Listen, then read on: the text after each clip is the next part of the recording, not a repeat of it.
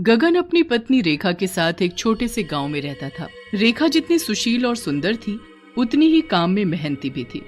वो हर सुबह जल्दी से अपने घर का काम खत्म करके खेतों में अपने पति गगन का हाथ बटाया करती थी। एक दिन की बात है, रेखा और गगन अपने खेतों में काम कर रहे होते हैं कि तभी गगन रेखा से बोलता है, अरे भाग्यवान, जरा देखो तो हमारे पूरे खेत में कितनी हरी भरी सब्जियां उगी हैं और इस बार की भिंडी की पैदावार तो सबसे ज्यादा हुई है और ये सब तुम्हारी मेहनत और लगन का कमाल है। अजी सच में इस बार की भिंडी तो बहुत ही बढ़िया उगी है। गगन और रेखा के खेत के ठीक सामने केशव का भी खेत था। उसने अपने खेतों में भी बहुत सब्जियां उगाई हुई थी। कमला गगन की हरी हरी सब्जी देखकर केशव से बोलती है, अजी तनिक उधर गगन के खेत में तो देखो। अजी ऐसा लगता है गगन के खेत में भिंडी की बरसात हो गई है। गगन के खेतों में इतनी बड़ी बड़ी हरी भरी भिंडी है और एक हमारा खेत है जहाँ टेढ़ी मकोड़ी भिंडी उगी है। ना जाने ये दोनों मियाँ बीवी मिलाकर का जादू करते हैं जो इनके खेत में इतनी हरी भरी सब्जियां उगत हैं। सही कह रही हो कमला रानी। अरे जितनी सुंदर ये रेखा है उतनी ही सुंदर इसकी भिंडी है। अजी क्या कहा आपने? तनिक दोबारा तो बोलिए। अरे मेरी रानी, मैं तो उसकी भिंडी की तारीफ कर रहा था बस, और तुम हो कि खामखा बौखला जाती हो। अरे उसकी भिंडी की तारीफ करना बंद करो और ये सोचो कि अब हमरा क्या होगा। सभी गांव वाले तो उसी के खेत की हरी हरी भिंडी खरीदेंगे ना। फिर केशव अपने खेतों की भिंडी टोकरे में भरकर गांव में बेचने के लिए जाता है। वहीं दूसरी ओर गगन भी गांव में भिंडी बेचने के लिए निकल जाता है। गगन की भिंडी बहुत ही अच्छी थी और उसके दाम बहुत ही कम थे, जिस वजह से गगन की सारी भिंडी कुछ ही देर में बिक गई थी। वहीं केशव की भिंडी के दाम ज्यादा होने की वजह से केशव की एक भी भिंडी नहीं बिकी थी। केशव भिंडी से भरा टोकरा लेकर वापस घर आता है, जिसे देखकर कमला बोलती है, अजी ये भिंडी से भरा टोकरा वापस घर काहे ले आए? अरे का बताएं कमला रानी, इस गगन की वजह से हमारी एक को भिंडी नहीं बिकी। अजी अगर ऐसे ही रहा तो हम दोनों के खाने के लाले पड़ जाएंगे। हाँ, ऐसे ही कुछ दिन बीत जाते हैं। गगन की भिंडी की बिक्री ज्यादा से ज्यादा होने लगती है। वहीं केशव की सब्जियों को कोई पूछता तक नहीं है। एक दिन कमला गुस्से में अपने पति केशव के साथ गगन के खेतों में जाती है और गगन से बोलती है, क्या बात है गगन भाई, बहुत खुश दिखाई दे रहे हो। और रेखा, तनी हमका ये बताओ कि तुम दोनों मियाँ बीवी मिलकर अपने खेतों में का जादू टोना करते हो जो तुम्हारे खेत की सब्जियां, खासकर ये भिंडी इतना बढ़िया उगी है। एक हमरे खेत की भिंडी देखो ना जाने कैसी ढेड़ी मकोड़ी उगी है। अरे कमला बहन, हम कोई जादू टोना नहीं करते हैं। हम तो सिर्फ मेहनत करते हैं और बड़ी प्यार दुलार से अपनी सब्जियों के पौधों की देखभाल करते हैं। ओह, तुम अपने पौधों को प्यार दुलार करती हो तो हम का अपने पौधों को मारते पीटते हैं?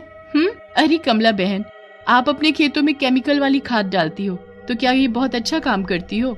रेखा हंसते हुए बोलती है, अरे ये केमिकल वाली खाद की वजह से ही तो तुम्हारी भिंडी की शक्ल ऐसी टेढ़ी मकोली है।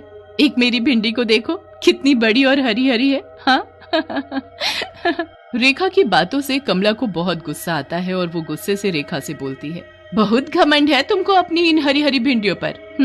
अरे कमला बहन, ये तो बस कुछ भी बोलती है।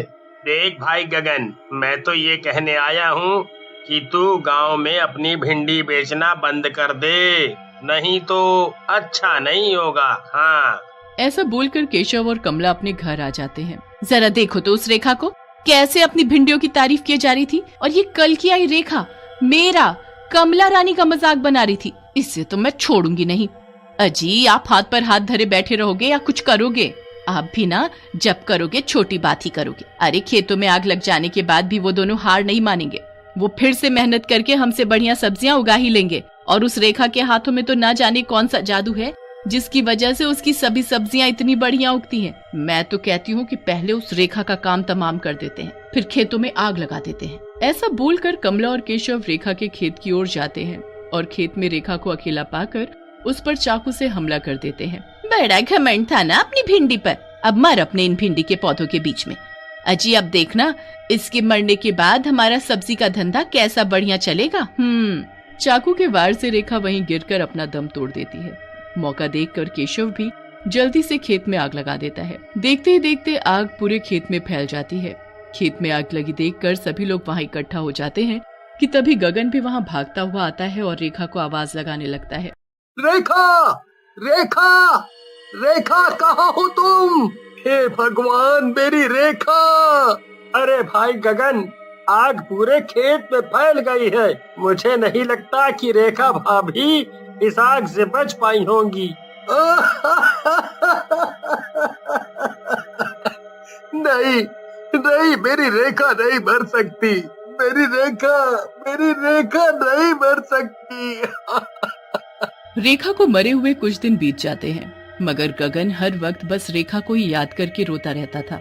वहीं रेखा मरने के बाद एक डरावनी चुड़ैल बन गई थी और गगन को हर पल ऐसे रोता देख उसे बहुत तकलीफ होती थी।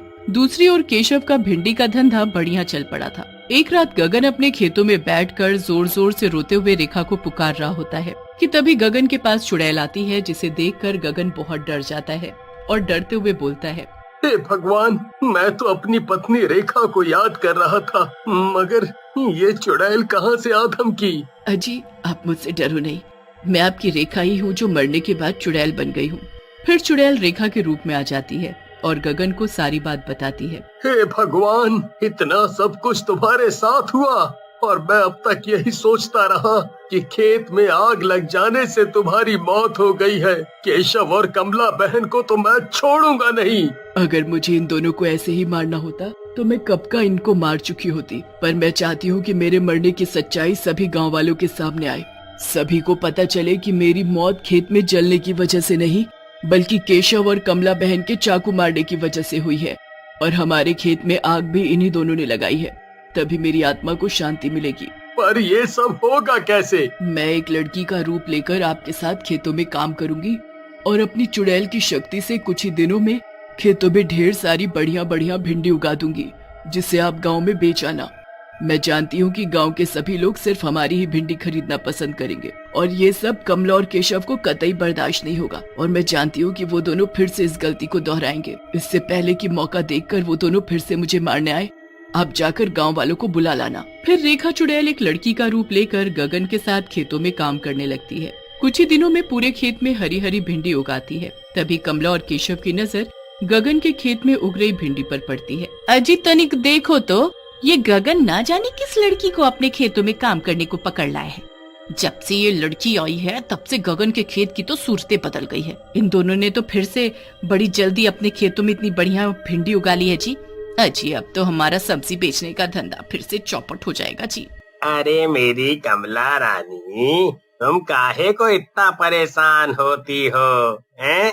अरे जैसे उस रेखा को हमने अपने रास्ते से हटाया है, वैसे ही इसे भी हटा देंगे और इस बार इस गगन के खेत में ऐसे आग लगाएंगे कि दोबारा सब्जी उगाने की सोचेगा भी नहीं।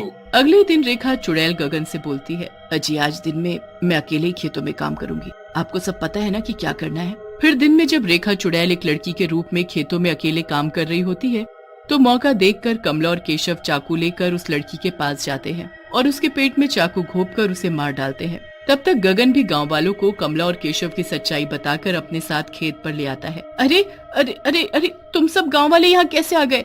अरे हमने कछु नहीं किया। तभी वो लड़की अपनी आंखें खोलकर उठ खड़ी होती है और चुड़ैल के रूप में आ जाती है। क्या कहा तूने कि तूने कुछ नहीं किया? अरे जैसे तूने रेखा को मारा वैसे ही तूने इस लड़की को भी मार डाला। अरे मर गए रे, ये लड़की तो मरते ही चुड़ैल बन गई। अजी अब हमरा क्या होगा जी? अरे चुड़ैल जी, हमने कछु नहीं किया है। हाँ, चुड़ैल गुस्से से बोलती है। क्या कहा तूने कि तूने कुछ नहीं किया? तुम दोनों ने रेखा को मारकर उसके खेत में आग लगा दी और कहती है कि मैंने कुछ नहीं किया। अरे ये तुम कहाँ बके जा रही हो? हमें नहीं पता कि वो रेखा कैसे मरी और खेत में आग किसने लगाई। चुड़ैल गुस्से में आकर कमला का गला पकड़ लेती है। मैं ही रेखा हूँ जो मरने के बाद चुड़ैल बन गई और तू बोलती है कि तूने रेखा को नहीं मारा। अरे चुड़ैल जी, हमारी बीवी को छोड़ दो जी। अरे हमारी ले दे के को ही बीवी है, हमसे गलती हो गई। हम कबूल करते हैं कि हमने ही रेखा को चाकू घोंप कर मार डाला और फिर पूरे खेत में आग लगा दी। केशव की बात सुनकर सभी गांव वाले केशव और कमला को पकड़कर कड़ी से कड़ी सजा देते हैं। उन दोनों को सजा मिलते ही रेखा की आत्मा को शांति मिल जाती है और वो हमेशा के लिए वहां से चली जाती है।